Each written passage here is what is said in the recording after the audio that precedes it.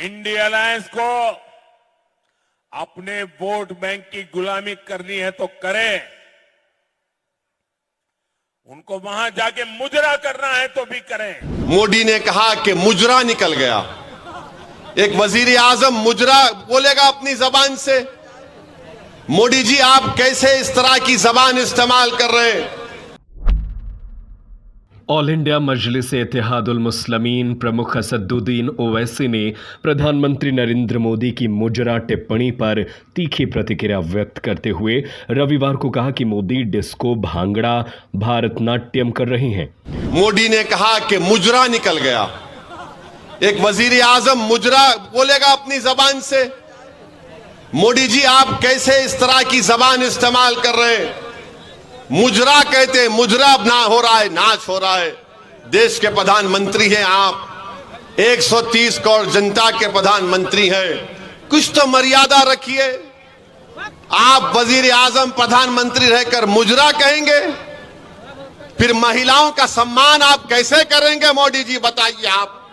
हैदराबाद के सांसद बिहार के पाटलिपुत्र लोकसभा क्षेत्र में अपनी पार्टी के उम्मीदवार के पक्ष में एक चुनावी रैली को संबोधित कर रहे थे। प्रधानमंत्री ने विपक्षी दलों पर अपने वोट बैंक के लिए मुजरा करने का आरोप लगाया था। इंडिया अलायंस को अपने वोट बैंक की गुलामी करनी है तो करें, उनको वहां जाके मुजरा करना है तो भी करें।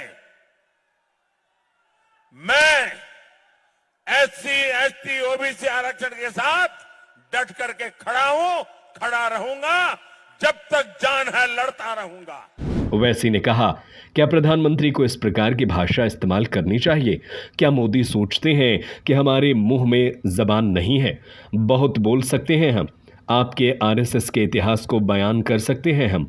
उन्होंने आरोप लगाया, पिछले 3 साल से चीन भारत की लगभग 2000 वर्ग किलोमीटर क्षेत्र पर कब्जा करके बैठा है। मोदी जी, आप उस चीन को नहीं हटा रहे हैं तो क्या आप चीन के साथ डिस्को डांस कर रहे थे? ओवैसी ने प्रधानमंत्री पर निशाना साधते हुए कहा, धर्म संसद में मुसलमानों, विशेषकर हमारी माताओं और बहनों के बारे में आपत्तिजनक टिप्पणी की जाती थी, लेकिन मोदी उनके साथ भांगड़ा कर रहे थे। जो लोग बुलडोजर चला रहे हैं और मुसलमानों को मताधिकार से वंचित करने के लिए नागरिकता संशोधन कानून लागू करने की बात कर रहे हैं, आप उनके साथ भारतनाट्यम कर रहे हैं मोदी जी। ओवैसी ने कहा, अब जब मोदी यह कह रहे हैं कि उनकी उत्पत्ति जैविक नहीं है, तो मुझे आशंका है कि वह इंसान है कि भी नहीं। प्रधानमंत्री कहते हैं कि मैं बायोलॉजिकली पैदा नहीं हुआ। सुनिए, अभी आपको समझाना चाह रहे हैं। 2014 में जब आए थे तो कहा था अच्छे दिन लेकर आऊंगा, कहा था ना। फिर कहा था कि भाइयों बहनों 15 लाख डालूंगा। फिर कहा था 2 करोड़ नौकरी दूंगा हर साल।